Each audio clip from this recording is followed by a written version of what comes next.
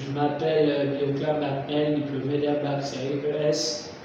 J'enseigne régulièrement l'économie de manière virtuelle, de manière pratique, de manière physique.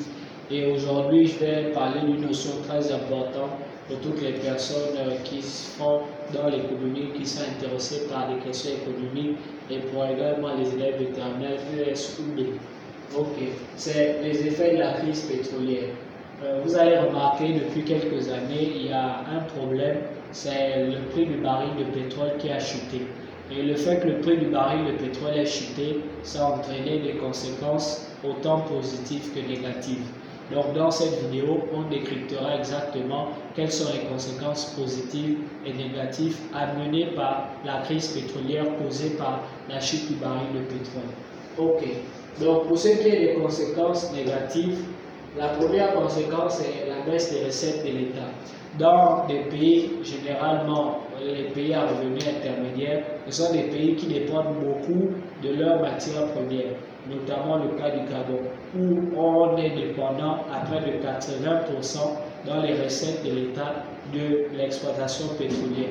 Et donc, dans ce cas, si le prix du baril de pétrole baisse, ça veut dire que l'État va encaisser moins de revenus et les recettes de l'État vont baisser. Donc, l'État aura du mal à pouvoir continuer à assumer ses charges comme elle le faisait auparavant. Le deuxième effet négatif, c'est la hausse du taux de chômage.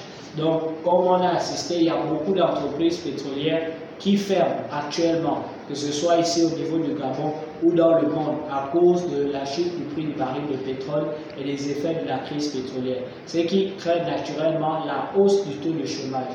Donc, il y a beaucoup plus de personnes qui sont à la recherche d'emploi. L'autre effet négatif, c'est la baisse de la croissance. La croissance qui est l'augmentation des richesses créées sur une période ou sur une longue période. Donc, si dans un pays, le prix du baril de pétrole a baissé alors que le pays dépendait à près de 80% dans tout ce qui était produit comme recette, comme richesse, essentiellement du pétrole, à partir de l'instant où le prix du baril de pétrole baisse et que les recettes sont moins grandes, automatiquement la croissance va baisser. Donc la production nationale par année en termes de richesse sera moindre. Donc il y aura une baisse de la croissance économique.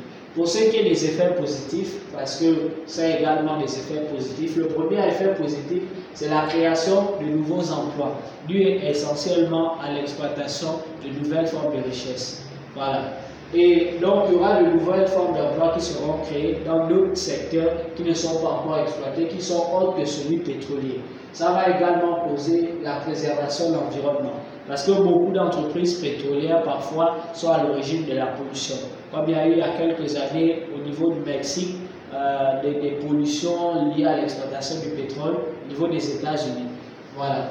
Et donc, le fait qu'il y ait la crise du baril de pétrole, peut-être quelque part va favoriser qu'on puisse s'intéresser à d'autres matières premières et qu'on laisse le pétrole, bien qu'on réduise l'usage du pétrole, ce qui va être favorable à la préservation de l'environnement, dans la mesure où on exploite de moins en moins cette ressource qui peut polluer l'environnement.